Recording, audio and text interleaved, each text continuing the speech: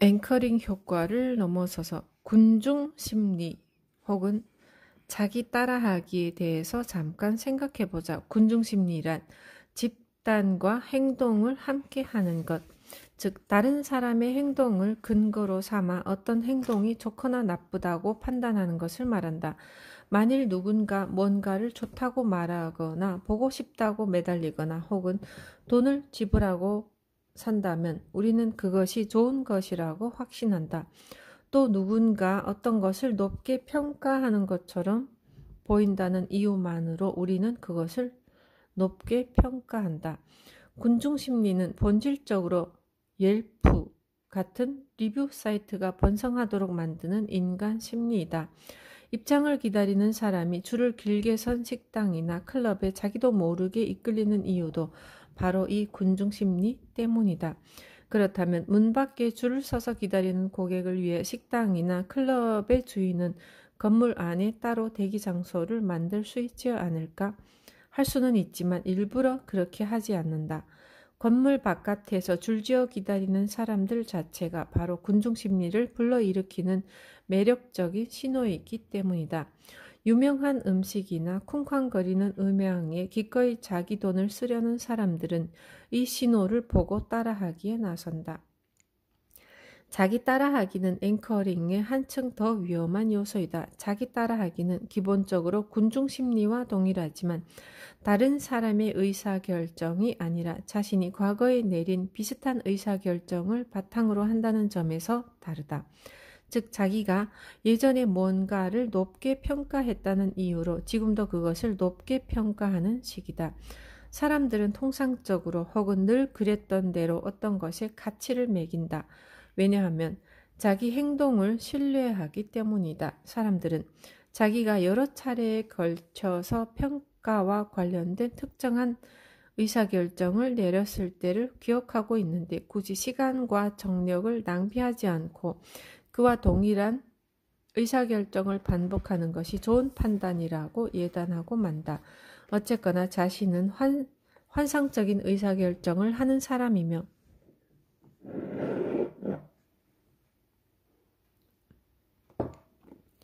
자기가 과거에 동일한 의사결정을 내렸었다면 그건 가장 조리 있고 이성적일 게 분명하다고 생각하는 것이다.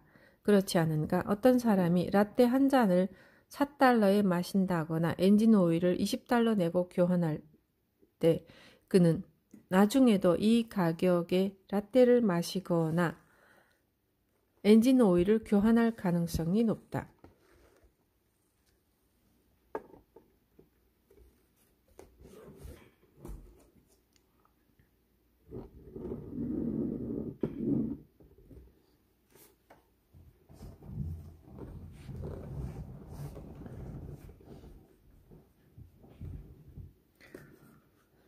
왜냐하면 그는 그런 의사결정을 과거에 내렸고 또 그것을 기억하며 자기가 내린 의사결정이 잘한 것이라고 믿기 때문이다. 설령 그래서 필요 이상의 지출을 한다 해도 말이다. 예컨대 엔진 오일을 25달러만 받고 교환해주고 심지어 기다리는 동안 공짜 커피를 제공하는 다른 카센터가 있다고 해도 말이다. 이렇게 해서 단 한 번의 의사결정으로 앵커링이 시작된다.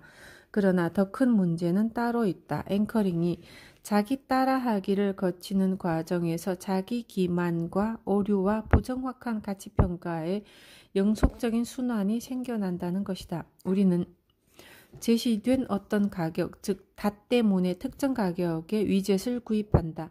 이때 구입 가격은 그 구매가 좋은 의사결정이었다는 증거가 된다. 그리고 그 결정은 그 시점 이후로 미래에 있을 비슷한 위젯 구입의 시작점이 된다. 앵커링 및 자기 따라하기와 사촌격인 가치 조작의 단서가 하나 있는데 바로 확증 편향이다. 확증 편향은 우리가 기존에 갖고 있던 인식과 기대를 지지하는 쪽으로 새로운 정보를 해설할 때 머리를 디밀고 나타난다. 또한 기존에 내렸던 의사결정을 확인하고 지지하는 방향으로 새로운 의사결정을 내릴 때도 작동한다. 과거에 돈 문제와 관련해서 특정한 의사결정을 내렸다면 우리는 그 결정이 최선이었다고 판단하는 경향이 있다. 그래서 자기 의견을 지지하는 자료를 찾으면서 자신의 의사결정이 옳다는 생각에 한층 더 강력하게 사로잡힌다. 그 결과 과거의 의사결정이 타당하다는 생각이 강화되고 더 나아가 현재와 미래에도 과거 그 의사결정의 원칙과 방법과 경로를 충실하게 따른다. 확증 편향의 힘을 깨닫고 싶다면 자신이 무엇보다 세상에 대한 정보를 어떻게 획득하는지를 바라보면 된다. 사람들은 자기 자신에게 전달하고 싶은 정보를 담은 뉴스 매체만을 선택함으로써 기존의 신념이나 믿음을 반박하는 일체의 정보를 배척한다. 기존의 인식과 일치하고 또 그것을 강화하는 뉴스에만 초점을 맞춘다. 이런 태도는 시민으로서의 개인에게나 국가에나 유익하지 않다. 설령 그러는 게 자신에게 보다 즐거운 경험이라고 할지라도 말이다. 과거의 의사결정에 대한 신뢰는 어떤 점에서는 충분히 일리가 있고 가치가 있다. 스스로를 의심하는 마음으로 가득 찬 삶을 살아가고 싶은 사람은 아무도 없다. 그리고 과거의 의사결정 중 어떤 것들은 분명 매우 합리적이며 따라서 그 뒤로도 반복할 가치가 충분하다. 동시에 과거의 의사결정에 의존하는 것은 과거의 자신에게, 즉 최초의 가치를 평가하는 의사결정을 했던 자아에게 상당한 압력을 주는 행위이기도 하다.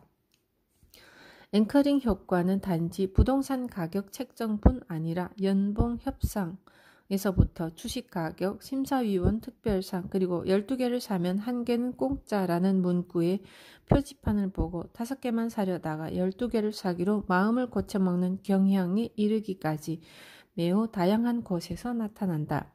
앵커링 효과의 사례는 셀 수도 없을 만큼 많다. 100개 넘게 사례를 들 수 있을까? 얼마나 많은 사례를 기대하는가? 생각나는 대로 몇 가지만 적어보겠다. 자동차를 사는 얘기로 다시 돌아가 보자. 제조업체가 제시한 소비자 가격대로 지불하는 구매자는 거의 없다. 그런데 왜 제조업체는 굳이 그 가격을 붙여놓았을까? 여기에는 분명히 이유가 있다. 바로 구매자가 그 가격을 보고 닻을 내리도록 하기 위해서이다. 자, 이런 상상을 해보자. 우리는 지금 쇼핑몰에 와 있으며 신발 매장 옆을 걸어가고 있다. 진열대에는 번쩍거리는 펌프스가 자기를 사라고 유혹한다. 그런데 가격표가 눈길을 사로잡는다. 가격이 숨이 막힐 정도이다. 무려 2,500달러. 신발 한 컬레에 2,000달러나 500달러를 더 줘야 한다. 우리는 이걸 놓고 아주 잠깐 동안 생각을 하지만 아무래도 믿을 수가 없다. 그래서 매장 안으로 들어간다. 그러다 보면 어느 결엔가 자기가 정말 좋아하는 신발을 손에 들고 바라보고 있음을 깨닫는다. 가격은 500달러이다. 우리는 정말 그 신발을 사지 말아야 한다는 것을 알지만 2,500달러짜리 펌프스의 세계에서 500달러짜리 신발이라면 횡재가 아닌가? 신발보다는 음식을 더 좋아하는가? 근사한 팬시 레스토랑에 앉아서 멋지게 제작된 메뉴판을 들여다보고 있다고 생각해보자. 무엇이 가장 먼저 보이는가?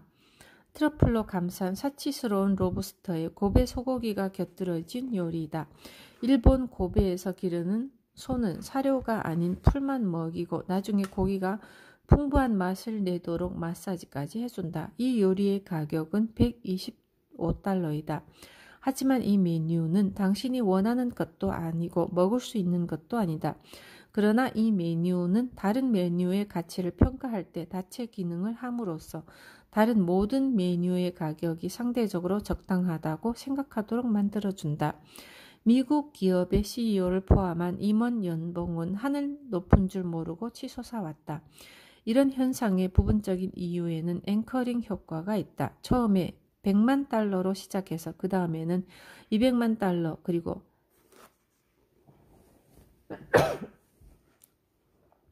3,500만 달러의 연봉을 받는 CEO가 나타나면 그 수치는 임원 리더십의 가치에 대한 기대치 및 추정치를 한껏 올려준다. 적어도 다른 임원들이 보기에는 확실히 그렇다. 사람들은 이런 유형의 급여 앵커링을 벤치마킹이라고 부르는데 이 말이 얼마든지 먹고 튈 수 있기 때문에 사람들을 속이는 것이라는 말보다 훨씬 멋지게 들리기 때문이다. 앞서 상대성을 설명하면서 예로 들었던 이탈리아의 다이아몬드 상인 살바도르 아셀의 흑진주를 기억하는가? 처음에 사람들이 이 흑진주의 가치를 알아주지 않을 때 그는 이 흑진주를 다이아몬드를 비롯한 여러 귀중한 보석들과 나란히 진열했다.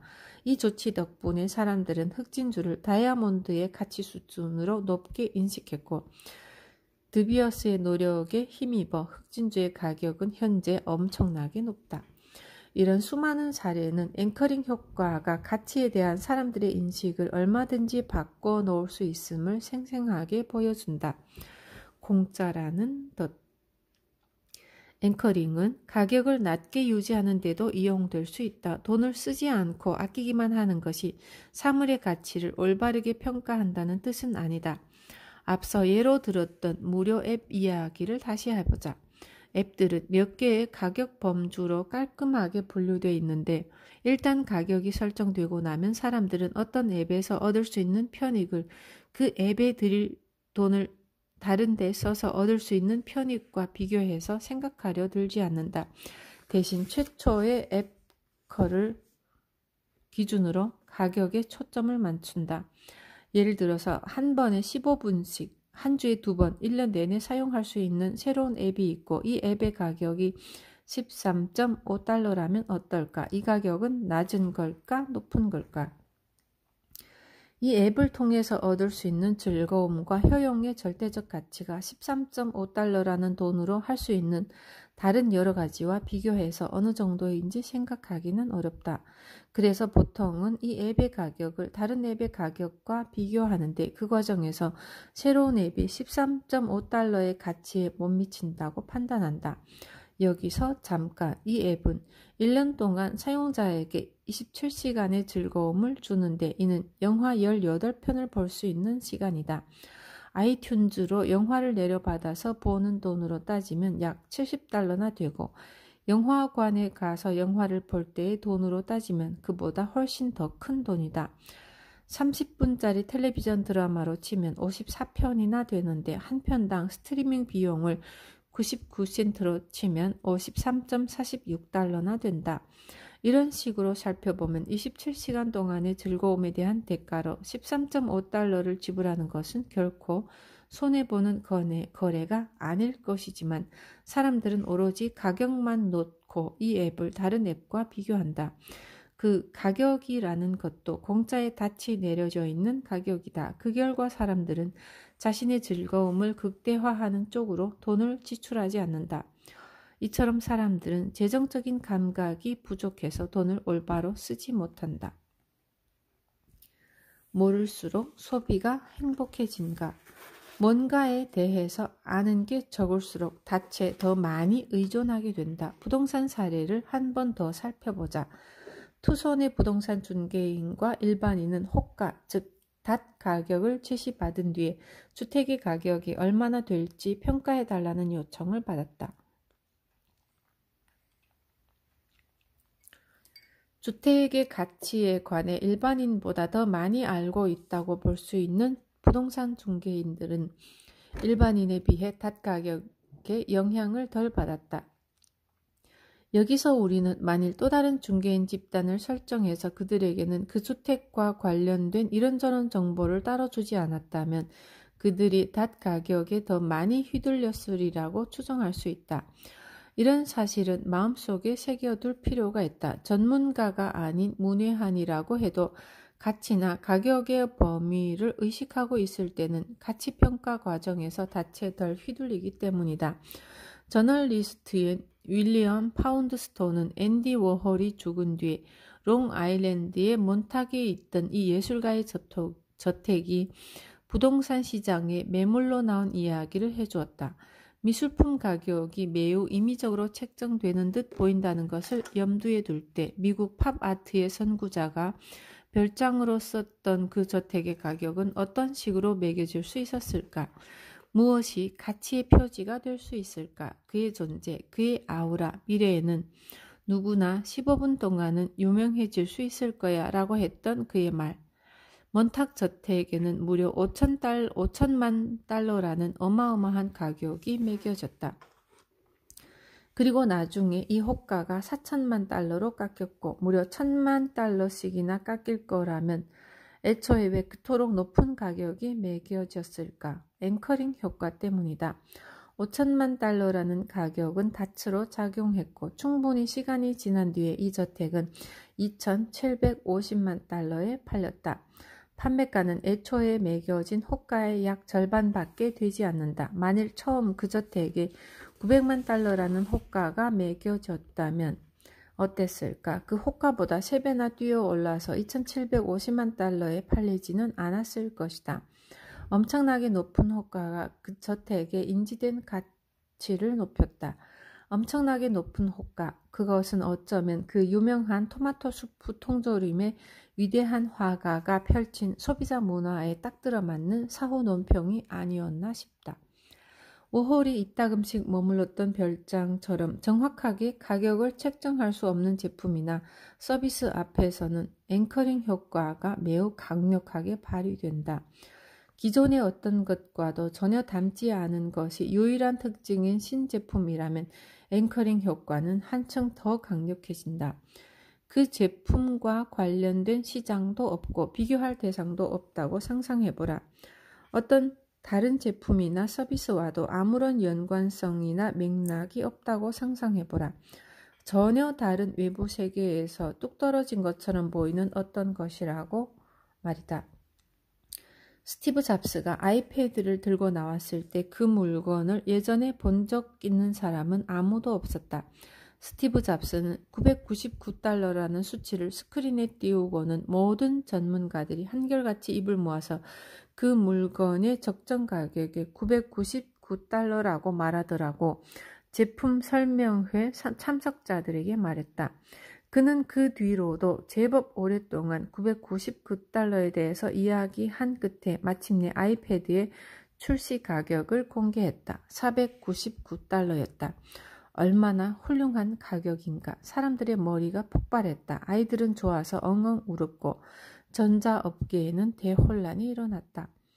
되는 전에 어떤 실험을 하면서 사람들에게 다음과 같은 일을 의뢰받았을 때 보수로 얼마를 달라고 요구할지 물었다. 그 일이란 자기 얼굴을 파란색으로 칠하기, 신발 3컬레의 냄새를 맡기, 쥐한 마리 죽이기, 네거리의 한 모퉁이에서 15분 동안 노래를 부르기, 구두 3컬레 닦기, 신문 50부 배달하기, 그리고 개 한 마리를 1시간 동안 산책시키기였다. 그가 신발의 냄새를 맡는 것과 쥐를 죽이는 것 등을 선택한 이유는 그런 일에는 따로 시장이 존재하지 않기 때문이었다. 사람들에게는 그 일의 보수를 책정하기 위해서 의지할 수 있는 익숙한 기준이나 도구가 없었다. 구두를 닦거나 신문을 배달하거나 개를 산책시키는 일에는 일정한 보수의 기준이 마련돼 있다. 대개 최저임금을 기준으로 해서 그 언저리에서 보수가 결정된다. 닻이 존재하는 활동에 대한 보수를 책정할 때 사람들은 기본적으로 최저임금에서 크게 벗어나지 않는 가격을 불렀다. 그러나 처음에 4가지 일에는 닻이 존재하지 않았고 피실험자들의 대답은 천차만별이었다. 어떤 이들은 거의 공짜에 가까운 돈을 받겠다고 했고 어떤 이들은 수천 달러를 부르기도 했다. 왜 그럴까? 신발 냄새 맡기 같은 일에 대해서는 시장 가격이 얼마인지 모른다. 그러므로 가격은 개인의 취향이나 호불호에서 출발할 수밖에 없다. 더구나 호불호란 사람마다 다르고 또 알아내기 어려울 때도 많다. 그래서 깊게 파고들어서 자기가 무엇을 좋아하는지, 무엇을 좋아하지 않는지, 얼마를 기꺼이 지출할 용의가 있는지, 거기에서 얼마나 많은 즐거움을 누릴 것인지, 무엇을 기꺼이 포기할 것인지 등등을 따져야 한다. 이 과정은 결코 만만치 않지만 이를 거쳐야만 비로소 가격을 도출할 수 있다. 그리고 이 가격은 사람마다 다를 수밖에 없다. 그러나 어떤 것의 시장 가격이 마련되어 있을 때는 자신의 취향이나 호불호를 생각하지 않는다. 굳이 그렇게 하지 않아도 된다. 그 시장 가격을 시작점으로 받아들이기만 하면 된다. 물론 그렇다 해도 기회비용을 따질 것이고 자신의 재정 상황을 살피기는 할 것이다. 그러나 자기만의 개인적인 기준이 아니라 이미 형성된 시장 가격이 출발점이 되고 결국에는 시작점에서 그다지 멀리 떨어지지 않은 지점의 가격으로 최종 결정을 내릴 것이다. 이 내용을 다른 방식으로 생각해보자. 간밤에 잠을 푹 자는 것의 즐거움을 돈으로 환산해보면 어떨까? 사람들은 얼마나 쉽게 잠들고 얼마나 깊이 자는가 하는 기준을 바탕으로 제각기 다른 대답을 할 것이다. 자, 그렇다면 이 숙면의 경험을 돈으로 따지면 얼마일까? 물론 대답하기 어려운 질문이지만 초콜릿바를 먹거나 밀크쉐이크를 마시는 즐거움의 가격을 매겨야 한다면 어떨까? 아마 그 가치를 금방 돈으로 환산할 수 있을 것이다. 그 경험에서 비롯되는 즐거움을 쉽게 계산할 수 있기 때문이 아니라 초콜릿바나 밀크쉐이크의 시장 가격에서 출발해서 그 가격과 비슷한 금액으로 결정할 것이기 때문이다. 이런 맥락에서 다른 사람에게 자기 발을 30초 동안 짓밟을 수 있도록 해주는 대가로 얼마를 받아야 할지는 결정하기 어렵지만 만일 그런 서비스가 시장에 존재하고 또 그 서비스의 시장 가격이 존재한다면 보다 쉽게 결정을 내릴 수 있을 것이다. 즐거움의 크기를 파악하고 계산하기 쉽기 때문이 아니라 앵커링이라는 전혀 다른 전략을 사용해서 대답을 찾을 수 있기 때문이다. 물론 언제나 옳은 대답은 아닐지 몰라도 어쨌거나 시원시원하게 대답할 수는 있다. 이런 논의가 독자들 가운데 몇몇을 고무시켜서 그들이 사람들에게 발 밟혀주기 서비스나 신발 냄새 맡기 서비스 같은 흥미로운 분야에서 기업가로 성장할 수도 있지 않을까 하는 기대를 우리 두 저자는 소박하게 해본다. 논리적으로 이해할 수 없는 임의적 일관성과 앵커링 효과. 이미 눈치챘겠지만 앵커링은 우리가 맨 처음 바라보는 가격, 예컨대 제조업체가 표시하는 권장 소비자 가격 등에서 비롯될 수도 있고 자신이 과거에 지불했던 가격에서 비롯될 수도 있다. 권장 소비자 가격은 외부적인 닻의 한 예이다. 즉 자동차 제조업체는 당신이 갖고 싶어하는 자동차가 35,000달러라는 생각을 당신 머릿속에 심어주려고 한다. 이에 비해서 음료수 가격은 내면적인 닻이다. 이 가격은 당신이 예전에 콜라나 다이어트 콜라 혹은 라임 향을 첨가한 뉴 더블 다이어트, 뉴 카페인, 프리첼리, 콜라 제로를 샀던 당신 자신의 경험에서 비롯됐다. 이 두 가지 유형의 닻이 의사결정에 미치는 영향은 기본적으로 동일하다. 사실 닻이 어디서 비롯되는지는 그다지 중요하지 않다. 만일 우리가 뭔가를 어떤 가격에 사겠다고 생각한다면 앵커링 효과는 이미 효력을 발휘하기 시작한다. 이때 숫자 자체는 전적으로 임의적일 수 있다. 우리 두 저자가 즐겨 인용하는 실험이 있는데 드라젠 프렐렛과 조지 로엔스타인 그리고 데니 했던 일련의 실험이다. 이 중 하나의 실험에서 실험 진행자는 MIT 학부생인 피실험자들에게 컴퓨터 마우스, 무선 키보드, 특수하게 제조된 초콜릿 그리고 높은 등급의 와인 등을 포함한 특정한 제품에 얼마를 지불할 것인지 물었다. 그런데 실험 진행자는 이 질문을 하기 전에 피실험자들에게 자신의 사회보장번호의 마지막 두 자리 숫자를 적으라고 한 뒤에 각각의 물건을 그 숫자로 이루어진 가격으로 구매할지 대답하게 했다. 예를 들어 어떤 피실험자의 사회보장번호 마지막 두 자리 숫자가 5와 4라면 그에게는 무선 키보드를 54달러에 살 것인가 와인을 54달러에 살 것인가 등의 질문을 던졌다.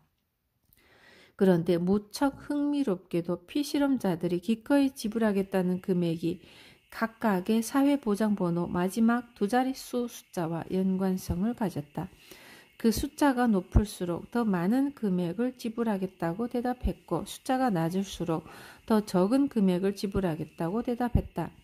피실험자 개인의 사회보장번호는 제시된 각각의 물건이 갖고 있는 가치와 아무런 연관이 없다. 하지만 그럼에도 그 숫자는 피실험자들이 각각의 매긴 가격에 영향을 줬다. 실험 진행자가 나중에 피실험자들에게 각자의 사회보장번호 마지막 두 자리 숫자가 물건 가격을 책정하는 판단에 영향을 줬는지 물었을 때 그들은 전혀 그렇지 않다고 대답했다. 앵커링 효과가 작동했기 때문이다. 더 나아가 이 경우는 완전히 임의적인 앵커링이었음에도 의사결정에 영향을 줬다. 가장 무작위적인 숫자조차 마음속의 가격으로 설정되고 나면 다른 관련 제품들의 가격을 알려준다. 현재에도 또 미래에도 논리적으로 따지면 절대로 있을 수 없는 일이지만 실제 현실에서는 이런 일이 엄연히 일어난다. 우리 인간이 논리를 내던져 버린 지는 이미 오래다. 이 사실은 매우 중요하기 때문에 반복해서 설명할 가치가 있다. 어떤 것이라도 닷 가격이 될 수 있다. 그 숫자가 클 수도 있고 작을 수도 있다. 당사자가 그 숫자를 의사결정과 연관시키는 한 아무리 임의적인 숫자라고 해도 상관없다. 이때 내린 의사결정은 동력을 얻어서 미래의 의사결정에도 영향을 미친다. 앵커링 효과는 가격을 책정하는 초기 결정이 중요함을, 즉 초기의 의사결정이 사람이 머릿속에 특정 가격을 설정하고 이것이 나중에 있을 가치 계산 과정에 영향을 준다는 사실을 입증해낸다. 그런데 이게 다가 아니다. 닷은 이른바 임의적 일관성이라는 과정을 통해서 장기적인 영향력을 획득한다. 임의적 일관성의 기본적인 개념은 피실험자가 기꺼이 지불하겠다는 금액이 임의적인 닷에 영향을 받는다는 것이다. 어떤 제품 범주의 어떤 가격을 고려하면 이 가격이 동일한 제품 범주에 속한 다른 물건의 매길 가격에 닷이 된다. 위 실험에서 실험 진행자는 피실험자 학생들에게 한 범주 안에 있는 두 개의 제품의 가격을 매기라고 요구했다. 첫 번째 제품에 대한 의사결정이 동일한 범주의 두 번째 제품의 가격 결정에 영향을 줬을까? 이 질문에 대한 대답은 이미 더 놀랄 것도 없이 그렇다이다. 평균적인 등급의 와인 가격을 먼저 본 사람은 그보다 훨씬 더 품질이 좋은 두 번째의 고급 와인의 더 높은 가격을 기꺼이 지불하겠다고 했는데 반대로 고급 와인을 먼저 본 사람은 두 번째 와인에 대해서 낮은 가격을 지불하겠다고 했다.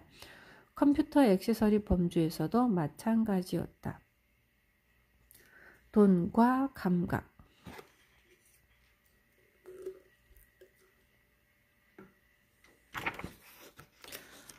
이는 사람들이 어떤 범주에서 첫 번째 의사결정을 하고 난 다음에는 최초의 닻에 대해 생각하지 않는다는 뜻이다. 대신 첫 번째 의사결정에 준해서 두 번째 의사결정을 한다. 어떤 사람의 사회보장번호 마지막 두 자리 숫자가 75이고 그가 어떤 와인 한 병에 $60라는 가격을 임의로 매겼다면 두 번째 와인 가격을 매길 때는 75라는 숫자와는 아무런 상관없이 60이라는 숫자에 영향을 받는다. 우리는 지금 앵커링에서 상대성으로 넘어가고 있다. 물론 닻은 여전히 변수로 작용하긴 한다. 왜냐하면 애초에 $40가 아니라 $60라는 가격을 매기게 했기 때문이다. 그리고 만일 그가 두 번째 와인의 품질이 첫 번째 와인의 절반밖에 되지 않는다고 판단한다면 $40의 절반인 $20가 아니라 $60의 절반인 $30를 지불할 것이다.